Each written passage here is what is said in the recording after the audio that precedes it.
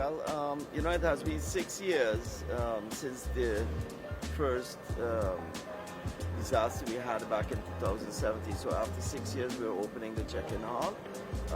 We started today with our national airline, which is Winair, and the first flight to Sabre. So we had our opening this morning at 5:30, making sure everything is good, double checking everything before departure.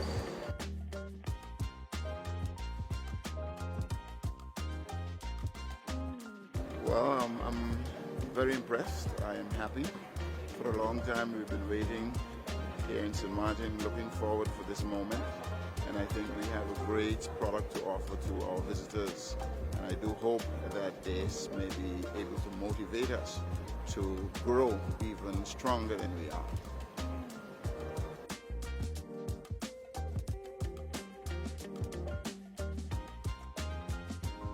And we did the first check-in today, January 22nd, 2024. Another milestone for the airport. I think good stuff moving forward.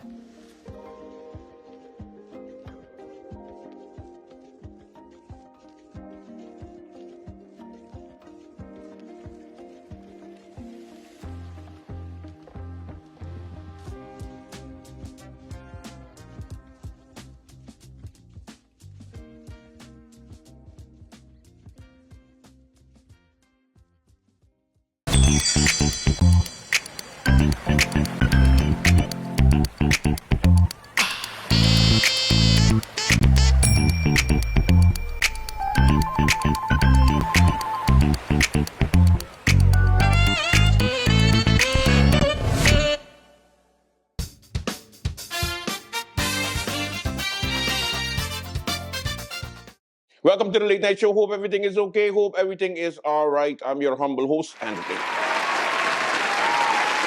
Okie dokie, kids, what's happening on the lovely island of St. Martin? We begin with some very, very, very, very saddening news. It's something that the Late Night is going to stand up for. We are not going to accept it by any means necessary because it looked like the developers choose violence over peace. And we will make sure we bring the smoke because this is ridiculous. In Great Bay, by Bel Air Beach Hotel, it looks like those developers are destroying one of the iconic dark spots in St. Martin, and we will not stand for it. I saw some trucks that were busy basically getting rid of all the bushes, getting rid of all the rocks. They're basically clearing the path. Do you know how many babies were conceived at that location? And you guys are just destroying what should be considered a national heritage spot? This is ridiculous. I'm upset. So there's an organization that was recently formed. It's called the Lovers for St. Martin organization, and they are starting a petition online forcing the developers to stop and cease and desist and put back everything how it was, because you are hampering with the growth of St. Martin. You're hampering with the baby-making process, and they will not stand for it. So far, there's only one signature, and that's the one for the Late Night. I still waiting for Pete to sign, but he was like, I don't know where that is. I was like, okay, whatever. But you know where it is for sure. Stop it, okay? Of course, we provided some video of what they're doing to this national heritage. I'm going to contact the Monument Council, and I'm going to see if we can put that on the monument, because the babies that were made there, come on now. Come on.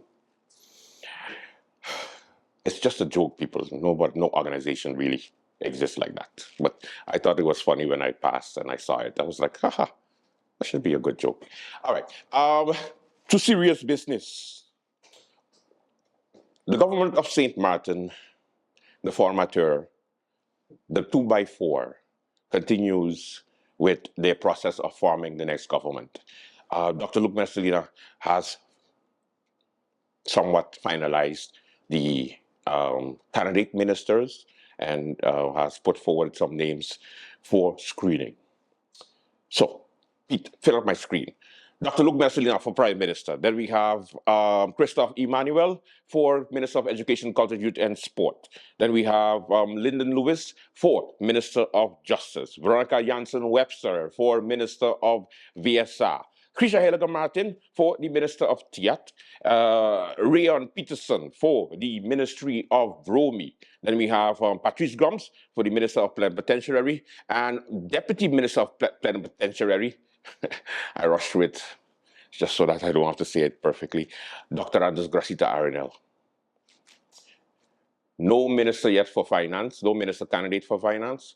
DP is continuing to struggle because apparently, just like the USM, they lied when they said that we had qualified people in our groups and our team is so lit that they are all professionals and they can all fit in perfectly with any ministry or parliament seat. Now, we can't find a candidate we can control, so we're going to skip every candidate that we had on our list, and we're going to look for a lackey. Let's look for somebody who's going to listen, who's going to make sure, take our instructions well when they get a phone call from Point Blanche. It could be anywhere in Point Blanche, don't judge me, okay? It could be anywhere. It's not my fault you're thinking it. So those are the proposed candidate ministers.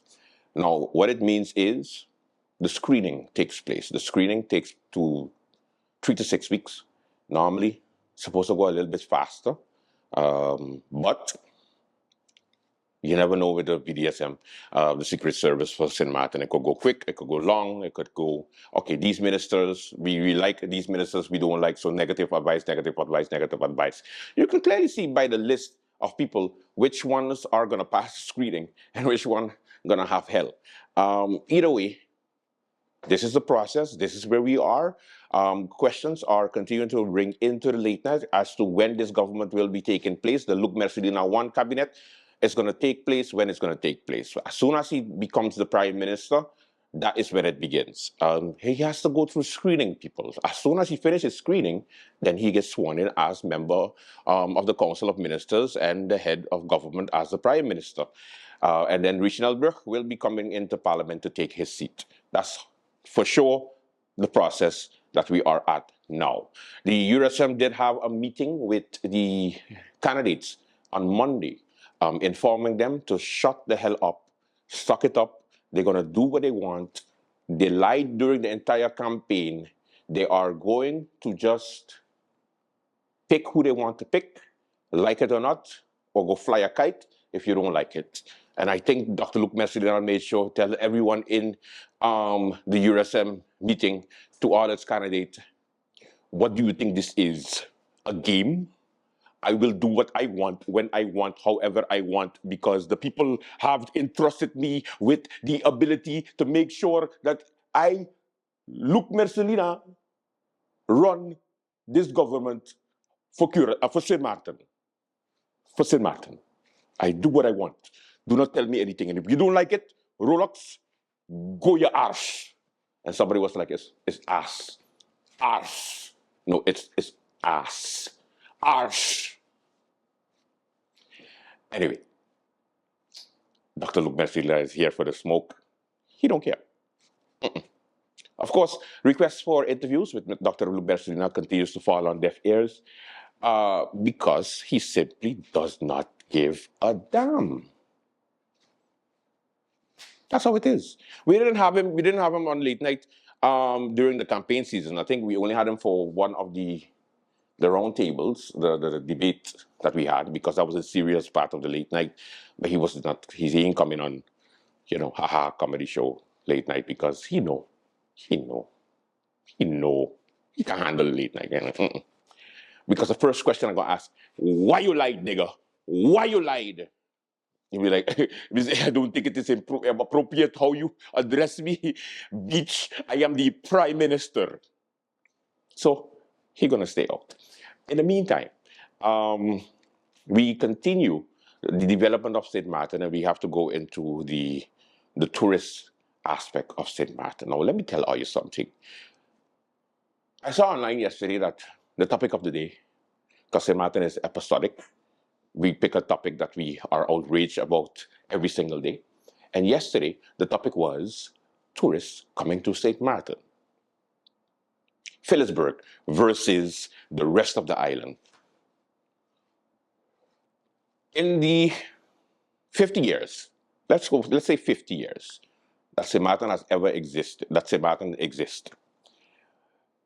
Has there ever been a time whereby the surrounding neighborhoods, the surrounding districts in St. Martin,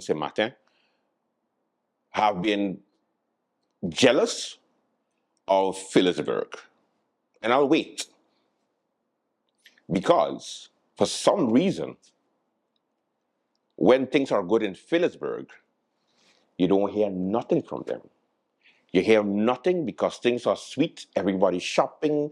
They got people who are doing what they have to do. Everybody's getting money, but not at the same time because they always report losses because that's just how business is.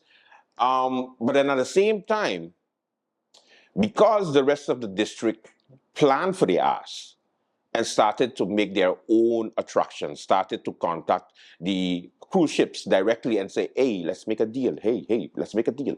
You, yes, you. I will send a bus for them. Pick them up at the harbor. They come straight to me. Discount. Nobody have to know.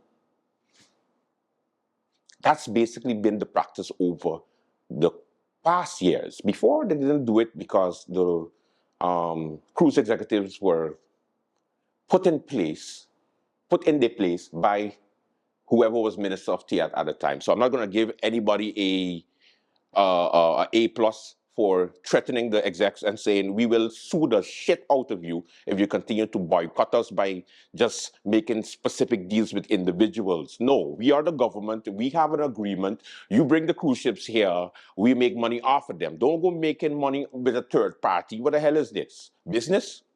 Apparently it is. Anyway, so this new government has to do something about spreading the wealth, spreading the love. Why?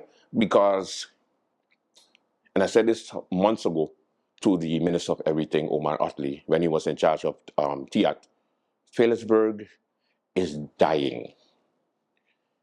It's practically on life support. And for the life of me, I commend all the businesses that operated, failed, reopened, moved away, but still contributed to St. Martin in some way, somehow, tried to revive Phillipsburg, but the government ain't helping.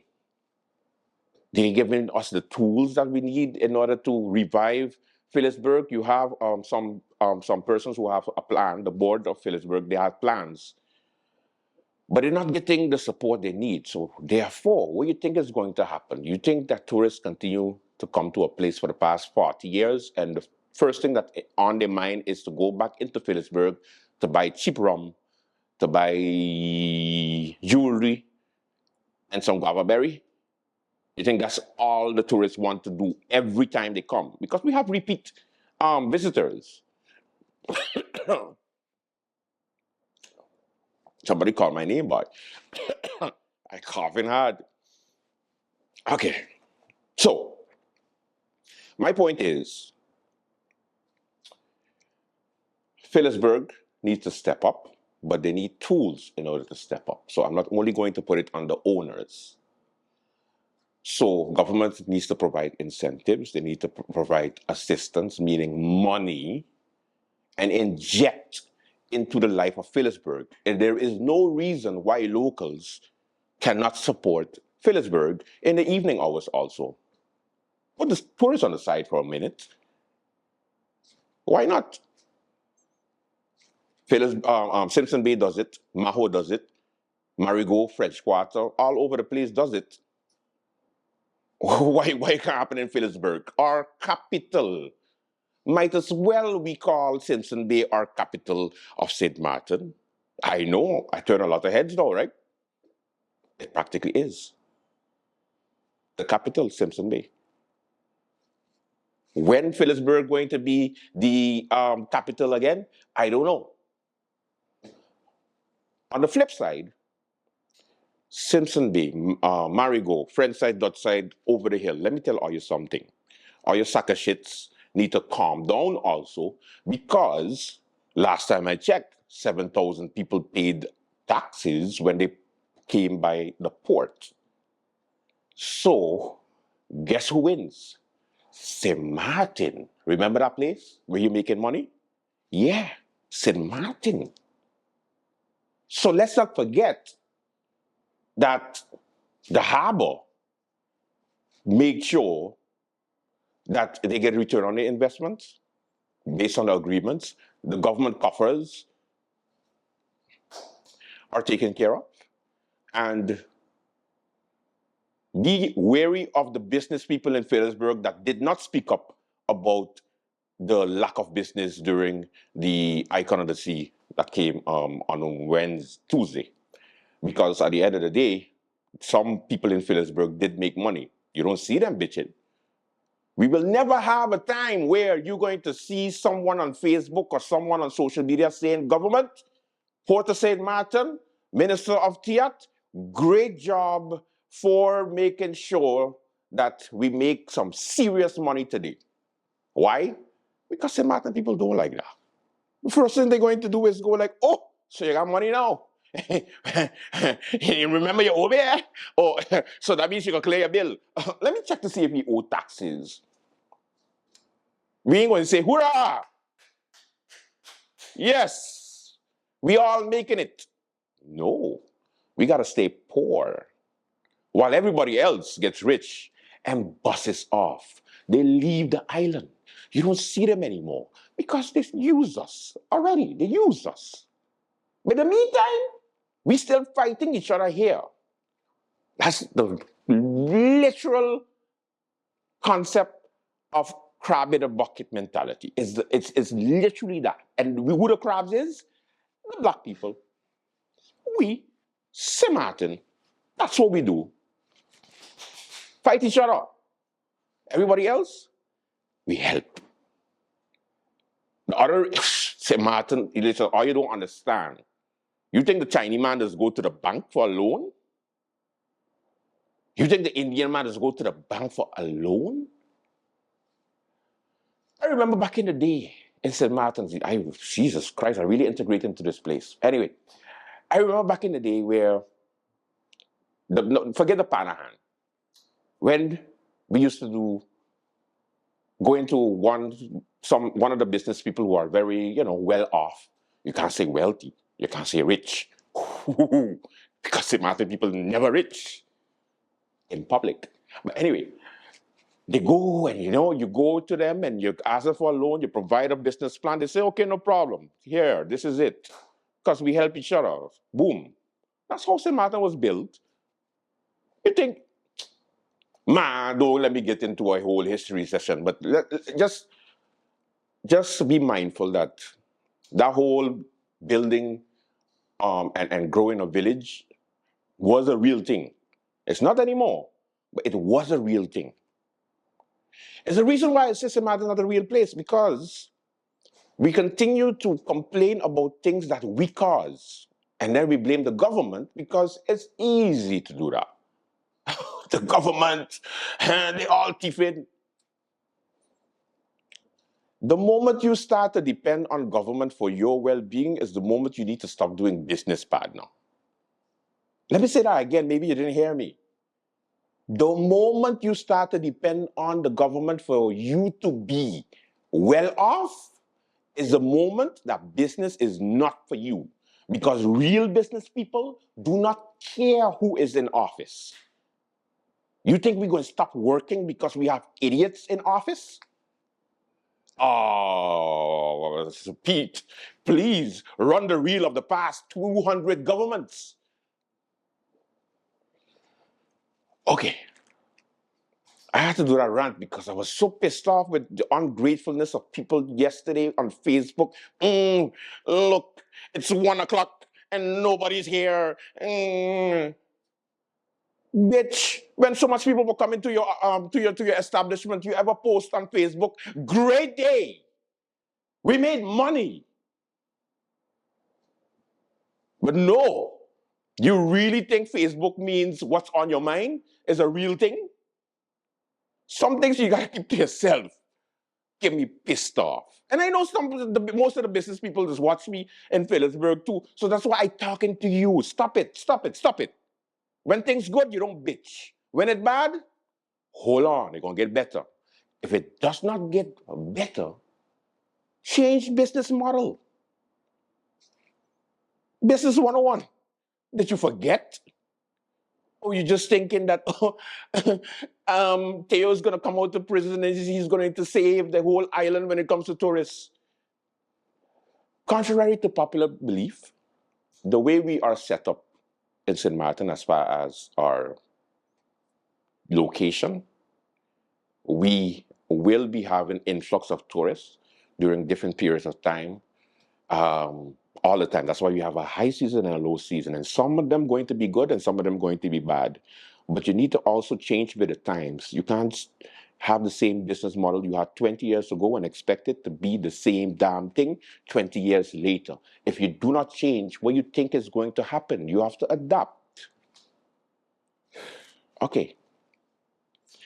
The Council of Ministers press briefing took place today. We have those highlights for you. Welcome to the Late Night Show. Let's begin.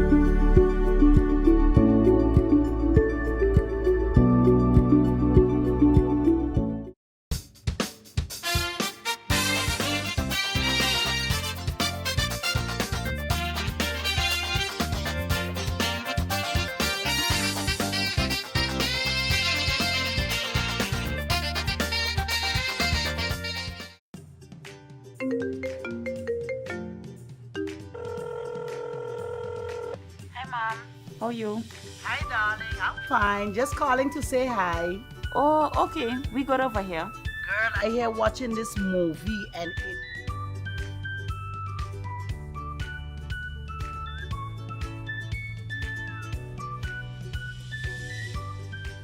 But Mom, you finished all your minutes yet? No, girl. Talem has new postpaid plans and automatically upgraded my postpaid package. Is that so? Guess what? I am getting more minutes and almost double the amount of data for the same price. I guess I'm making a switch now. Let me call you back, Mom. Hey Tash, you hear about Telem new postpaid plans?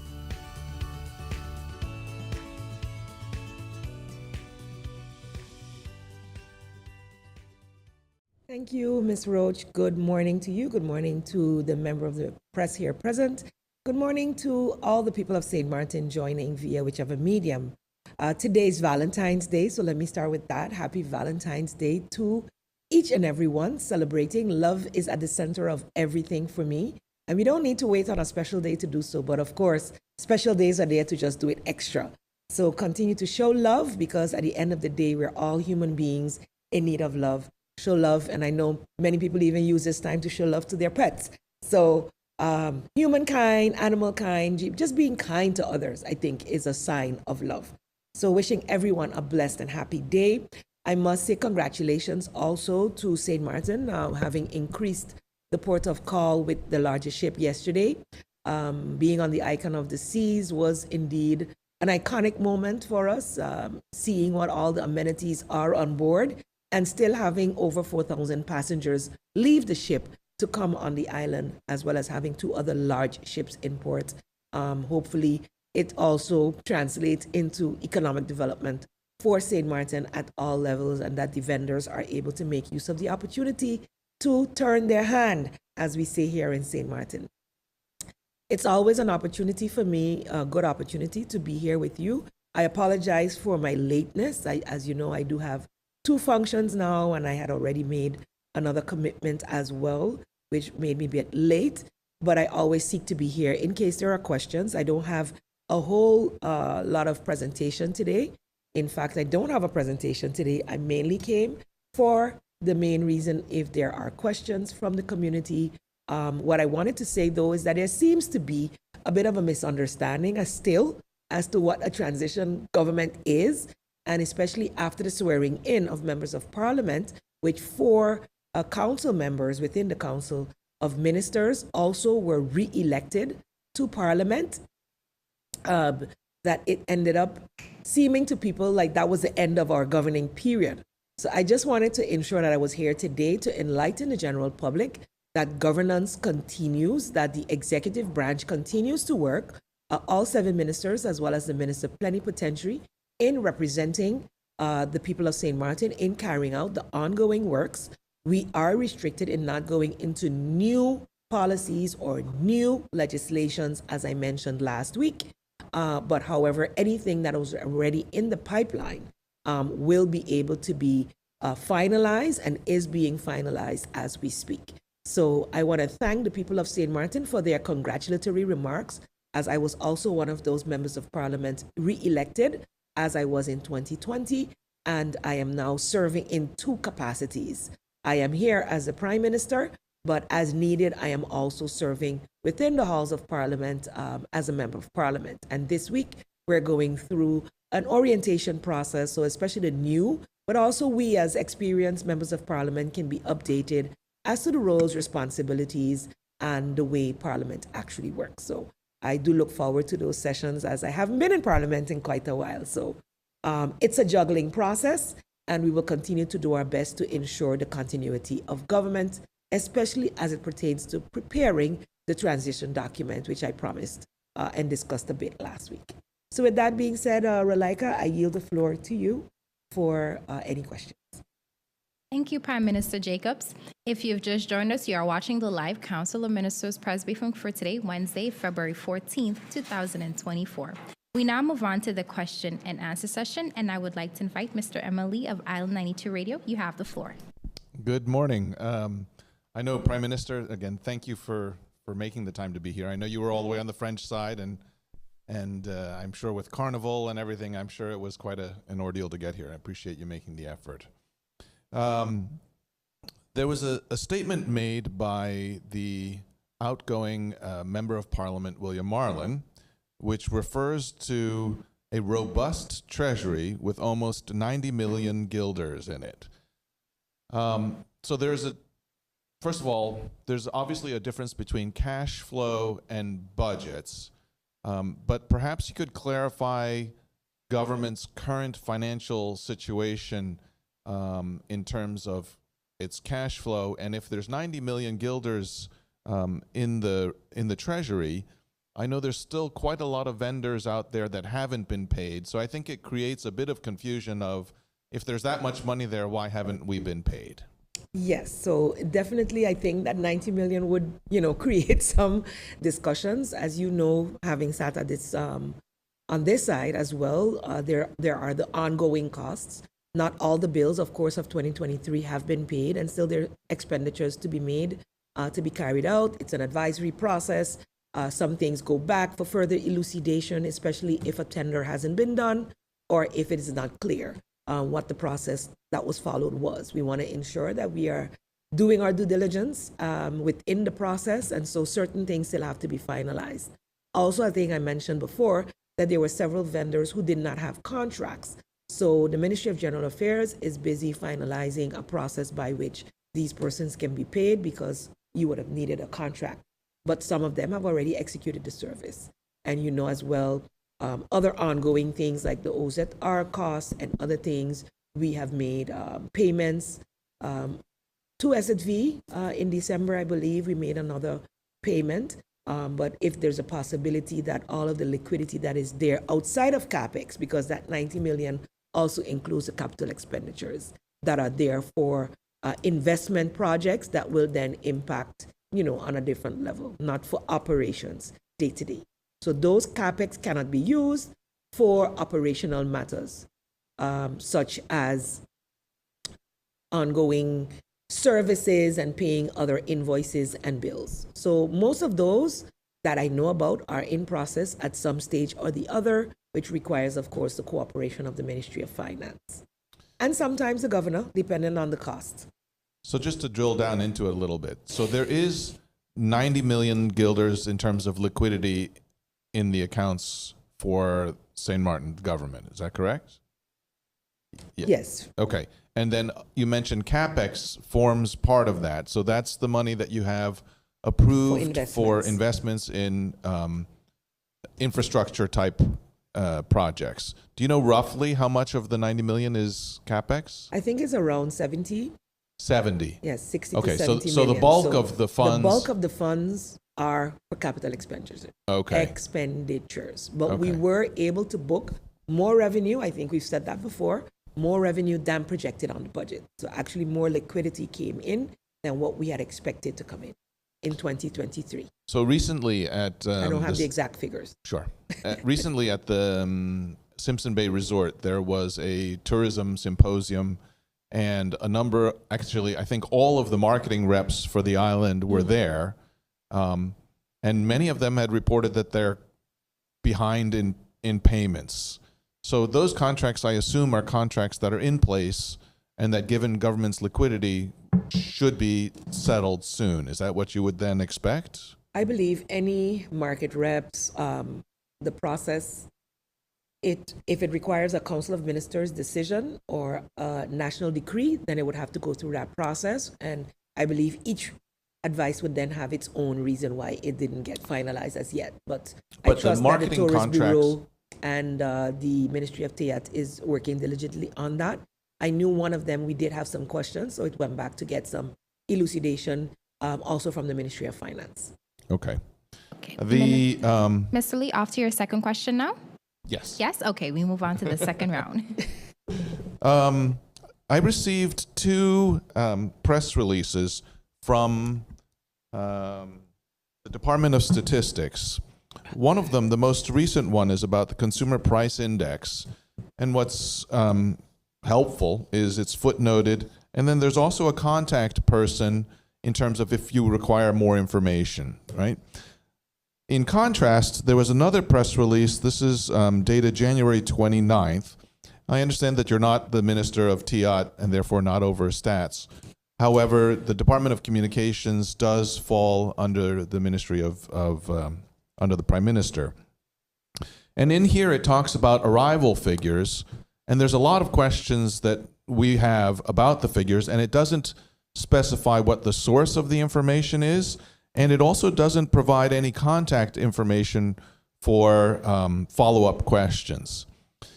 So I reached out to the Department of Statistics to ask if they could provide more insight into their information. I haven't received a response as yet. So my question to you is, what is government's policy in terms of department heads or specific departments being able to respond to media about these types of questions? Is it something that has to come through the minister, or can we go directly? Are the department heads authorized to speak to the media in terms of clarifying these kinds of statements? I don't think there's a straight policy across the board. I think it would depend on the type of department within the ministry. Some departments do have a level of independence, inspectorates, etc. They can, I believe, respond because they function outside of the mandate of the minister because they hold accountable inspectors. And I know within ministries where I've worked, we would at least as ministers like to be abreast of whatever queries are going out, that there's an approval process. So it could be that an approval process is required to be able to share certain information that is not public. So, but perhaps a request to Department of Communications as they're sending out press releases, contact information for if there's follow-up questions, and certainly citing the references or the sources of the information, such as the arrival figures. I assume these are from the airport, but I don't know if it's from immigration. I don't know, for example, the arrival figures for air. Does that include arrivals to the French side, or is the Dutch side pulled out? All arrival figures are received via the airport, via customs, so they're corroborated that way before they're disseminated, and it would be arrivals, period, not where their final destination was. I think they would have it broken down in further details, but the initial arrival figures would be denoted for persons arriving via our ports of entry. Right. And via the airport and the customs department. So, for example, that would mean that Immigration and customs. Arrival numbers are the arrivals of persons to either the French side or Dutch side via the airport. So, our arrivals would be at PGIE. Yeah, correct. At the ports, the ports, whether they are in Great Bay or in Simpson Bay on the lagoon, whether they come by boat or by plane. There's always immigration that does their check and the airport, and then that information is sent on. Okay. But I do agree that as Department of Communications, we can confirm with those who send us press releases that they always include contact, how to get back in contact with the senders and or citing the sources. That's also a very good tip, I believe, that we can oversee as communications. Thank you very much. Last week, I'm sorry. We now move on to the final question. Emily, you have the floor. Final question. Okay. If you have two, I think we can squeeze in two. Okay, so last week we had touched briefly on, I'd seen several photos of accidents on the road where the accidents involved infrastructure of the island. So the Prince Bernard Bridge, for example, which was just recently tendered and repaired, and then there was an accident. And I know from previous discussions that government has not gone after the insurance money that actually should be available. In other words, if that vehicle hit a private wall, a house with a wall of a private individual, that private individual normally would claim from the insurance company of the vehicle to repair the wall. Is that something that government is looking into implementing, or have they been collecting that money now for incidents that involve government infrastructure? Well, unfortunately, I wasn't able to touch base with the Ministry of Rami to get a definite on it, but I'm sure because of who my finance minister is, any opportunity to collect, to defray the costs that are legally permissible is something that we would definitely follow up with. So I'm not sure. We have had that discussion within the Council of Ministers prior. So I would want to hope that we are following up on it in the execution part of it. And if I may, I'm looking at the time, just add one more announcement. I think it's important for the general public to know that Budget 2024 was finalized by the organization, had received its advice from the Council of Advice, and a further report had been prepared by the Ministry of Finance, and therefore we felt it important to have the new Parliament review this budget so that the new Parliament would be able to have their say. But it is important for us as a country to ensure that our budget is handled. That is a legal requirement. We are late with it because the 2023 one was amended late in December. And so based on that, the entire trajectory was pushed down. So this has been approved and has been forwarded on via the governor to the Parliament of St. Martin. So after all these trainings and orientation meetings, I am expecting that within short, the Chair of Parliament would make it possible for us to have the budget debate. So that would then be giving us a perspective of what is possible for 2024, as well as give the new members of Parliament the opportunity to have, their say as legislators in amending and approving the budget. So I just felt that that was important information to share to the general public, as it is part of the ongoing concerns and actually a legal requirement. Thank you, Prime Minister. Mr. Lee, you have one more question. So as a follow-up, actually, to your statement, how complicated do you expect this discussion about the 2024 budget to be? Because the outgoing government has a governing program, and the budget should be a reflection of the execution of that governing program.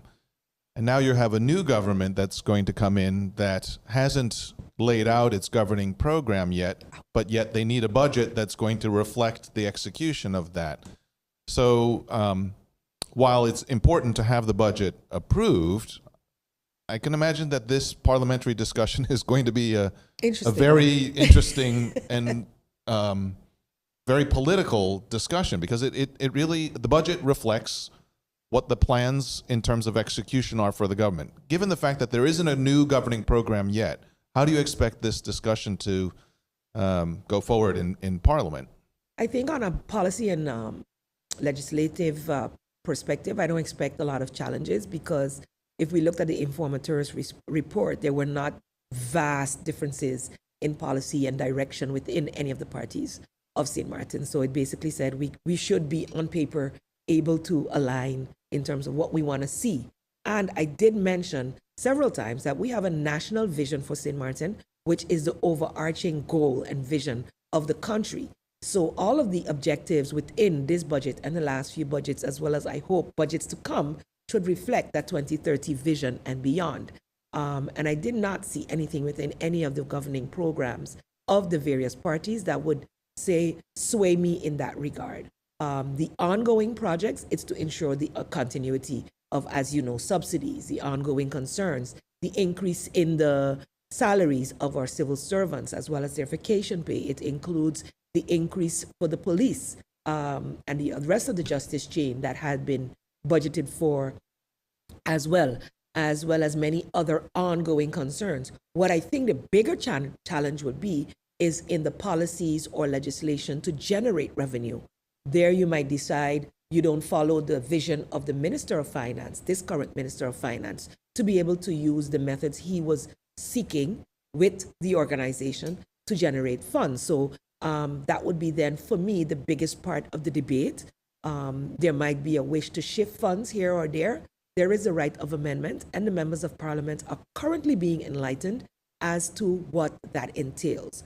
And yes, politicking got us to this point in a sense of you're now members of Parliament, but now you are governing and you are legislating. And there are no vast differences within the parties, to be honest. There needs to be accountability. There needs to be the belief that it can be executed, and it will be up to us as a sitting government to elucidate the budget as we presented it. And if we can convince them that this is something for the greater good, I would really want to hope that no politics will be played with the future development of this country, and not because it's presented by the outgoing government that you don't approve it, as I feel that most of it, for 90% at least, should not be a problem to be approved. And don't ask me what the 10% is. So just a practical question. Because you're both member of government and a sitting member of parliament, so will you sit on the side presenting the budget for the presentations through parliament, and then I guess when it comes time to vote, then you will take your seat in parliament? Is that yes, how it so will I work? have done this part once before, so I can speak with some experience on it. As usual, the budget has to be presented by the government. The finance minister will start off. We will decide on, as parliament, will decide on how they would like the presentations to be done. Individual ministers will present their portion. I will, of course, then have to present the Ministry of General Affairs, and afterwards answer questions that are asked by the members of parliament. Of course, when I am not required to answer questions, I can sit on the other side. But at this point, I really don't see a need to maybe be actively asking questions, because it is what it is. We can also, as sitting members of parliament, especially if we see changes being made, also weigh in as a National Alliance faction, which is, 3 of the 7 ministers in parliament. And you also have the Minister Otley, who is a minister of VSA, who's also an elected member. So it will be a juggling act in terms of where you're sitting, but regardless to which position I am sitting in the House of Parliament, it will be in representation of the people to the best of my ability. So I look forward to it because it is so necessary. Civil servants are already asking, why don't I see the 2% on my salary for January? Once the legislation is approved, it will be enacted retroactively to January 2024. So I would really like for the civil servants to be able to enjoy the 2% increase structurally on their salaries moving forward, as well as all the other good benefits that will come out of the budget 2024. Whatever needs to be debated, I would just want to trust that the people are watching, the same people who elected us, and will hold the members that they have elected accountable, because this is definitely, if changes happen, the elected officials, some of them may choose to become ministers as well. So this is an opportunity where you actually get to hold the people you voted for accountable, and I think that people should do their utmost to do that in a very transparent manner, ask the questions, send them in online, whatever the case may be, so that their voices are heard. She looks so sad. Jeez. Anyway, that is it for the Late Night Show. Thank you so much for watching. Until tomorrow, do have a safe and pleasant one. Bye-bye. Le carnaval, pour moi, c'est le lâcher-prise, c'est la tradition dans la Caraïbe. C'est vraiment pouvoir être soi-même, danser, se lâcher. What the island needs right now, a little bit of positivity and some more love and unity. Carnaval for me is a moment of conviviality, fun, togetherness, and culture. For me, I come to make them jump and pop the flags. For me, ain't no more debating. My people out here waiting, all in front the gate. Yeah, they're waving, wave, wave.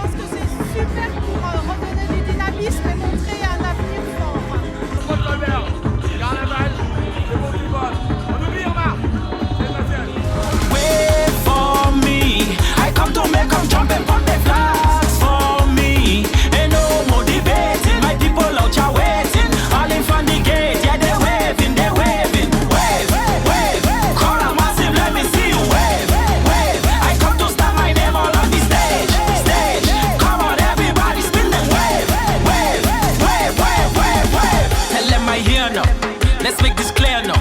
Don't do much talking. I set in sail now. Who want test me? Them better bow down. Either you like